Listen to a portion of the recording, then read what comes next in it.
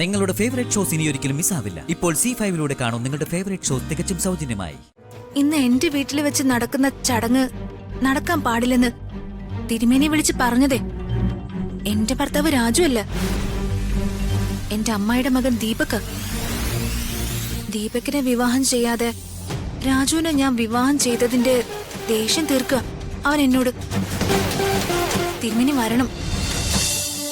ഋതിക മേഡത്തിന്റെ കഴുത്തിൽ ഞാൻ താലി കെട്ടിയിട്ടില്ലെന്ന് തെളിയിക്കാനുള്ള അംബിക മേഡത്തിന്റെ അടവാണിതെല്ലാം. വർമ്മ സാറിന്റെ മുന്നിൽ വെച്ച് ഋതിക മേഡത്തിന്റെ കഴുത്തിൽ എനിക്ക് താലി കെട്ടേണ്ടി വന്ന പിന്നെ ഋതിക മേഡത്തിന്റെ ഭാവി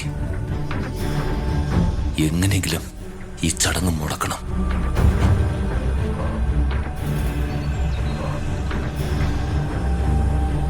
ഈ പൂജയും താലികെട്ടും മുടക്കാൻ എന്തോ ഒരു വഴി. അംബിക മേഡം വരുമെന്ന് പറഞ്ഞ പൂജാരി രാമകൃഷ്ണൻ തിരുമേനിയാകാനാ സാധ്യത. ആ വഴി ഒന്ന് ശ്രമിച്ചു നോക്കാം.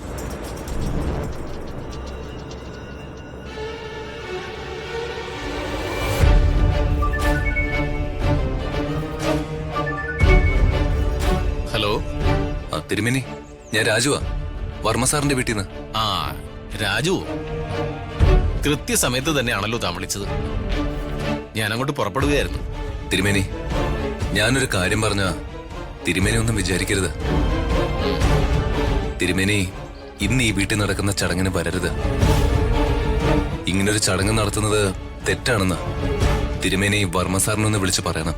ഈശ്വര, താൻ എന്താ രാജു ഈ പറയുന്നേ? നുണ പറയാനോ? അതും ഒരു ശുഭകാര്യം മുടക്കാൻ വർമ്മ സാറിനോട്. തിരുമേനി ദയവ് ചെയ്ത് ഞാൻ പറയുന്നൊന്ന് കേൾക്കണം. ഇതൊരു അപേക്ഷയാണ്. ഈ ചടങ്ങ് നടക്കാൻ പാടില്ലാത്ത. ഞാനിങ്ങനെ പറയുന്നതിന് ഒരു കാരണമുണ്ട്. അതെന്താണെന്ന് ഞാൻ തിരുമേനിയെ നേരിട്ട് വന്നു കണ്ട് പറയാം. തിരുമേനി എന്നെ സഹായിക്കണം. തിരുമേനിക്ക് ഇക്കാര്യത്തിൽ എന്നെ സഹായിക്കാൻ പറ്റൂ. താൻ എന്നെ ആശയക്കുഴപ്പത്തിലാക്കിയല്ലോ രാജു. എന്തോ കാരണമുണ്ടെന്ന് പറയുമ്പോ ശരി, അങ്ങനെ ആയിക്കോട്ടെ. നന്ദിയുണ്ട് തിരുമേനി. ഈ ഉപകാരം ഞാൻ ഒരിക്കലും മറക്കില്ല. ഞാൻ ഇന്ന് വൈകുന്നേരം തന്നെ തിരുമേനി വന്ന് കാണാം. ശരി.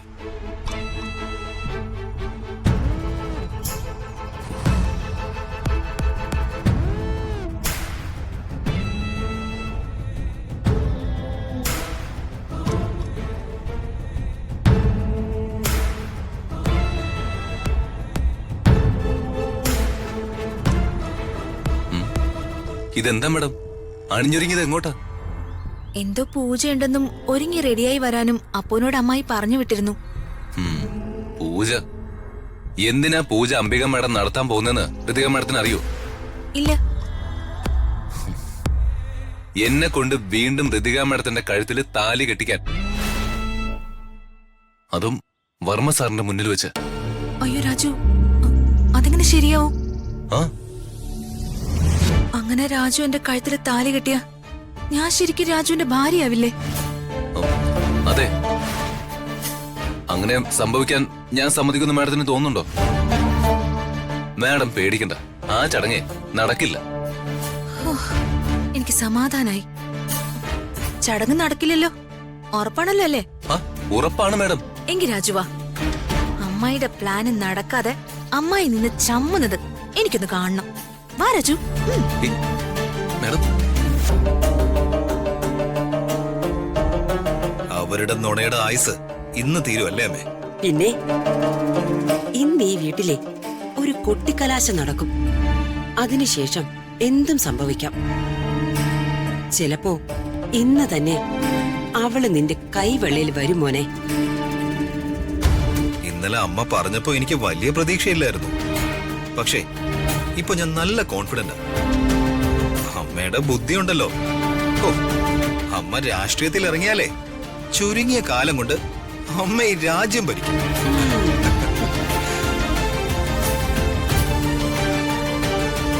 ശേഖര, പ്രതാപൻ എവിടെ?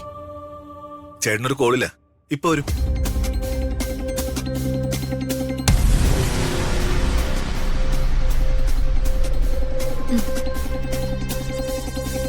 രണ്ടാളുവേ ഇങ്ങോട്ട് വന്ന് നിന്നേ. പൂജയ്ക്കുള്ള സമയമായി. അല്ല, പൂജാരി എത്തിയില്ലേ ചേച്ചി? അദ്ദേഹം വരാന്ന് പറഞ്ഞ സമയമായി. ഞാനൊന്ന് വിളിച്ചു നോക്കട്ടെ.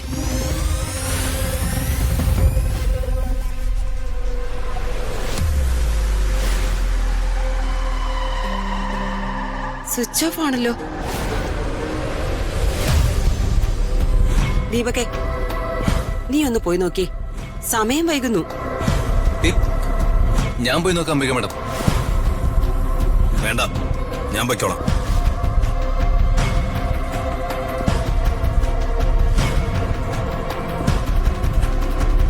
തിരുമേനി ഒന്നല്ലോ.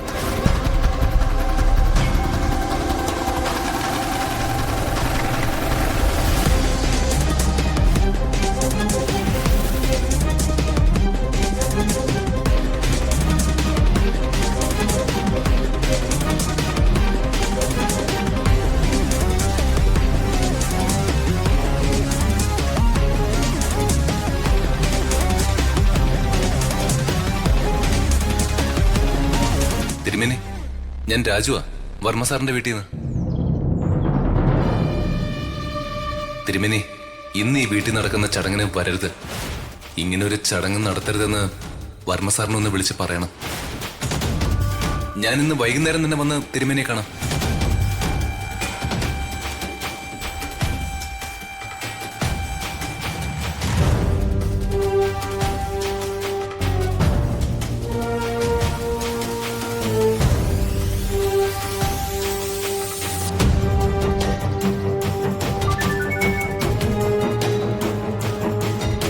ഹലോ. ഹലോ, ഞാൻ ഋതിക വർമ്മയാ. ഋതിക മാഡം പറയൂ. ഇന്ന് എന്റെ വീട്ടിൽ വെച്ച് നടക്കുന്ന ചടങ്ങ് നടക്കാൻ പാടില്ലെന്ന് തിരുമേനി വിളിച്ച് പറഞ്ഞതേ എന്റെ ഭർത്താവ് രാജു അല്ല, എന്റെ അമ്മായിയുടെ മകൻ ദീപക്. ദീപകിനെ വിവാഹം ചെയ്യാതെ രാജുവിനെ ഞാൻ വിവാഹം ചെയ്തതിന്റെ ദേഷ്യം തീർക്കുക അവൻ എന്നോട്. തിരുമേനി വരണം. ഞാൻ വരാം. ശരി തിരുമേനി, വളരെ സന്തോഷം. നന്ദി.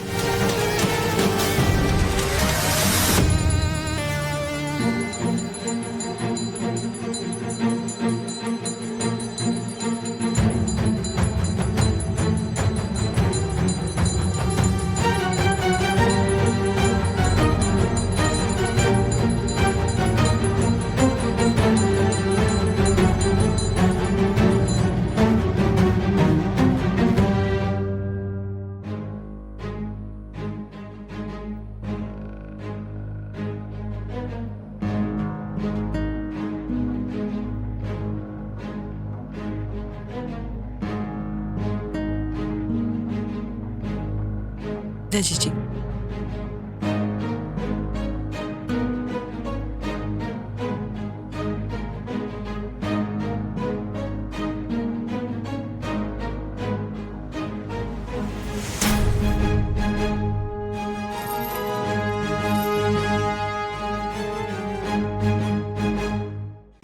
ഡൗൺലോഡ് ചെയ്യൂ C5 ആപ്പ്. കാണൂ എല്ലാ എപ്പിസോഡുകളും സൗജന്യമായി.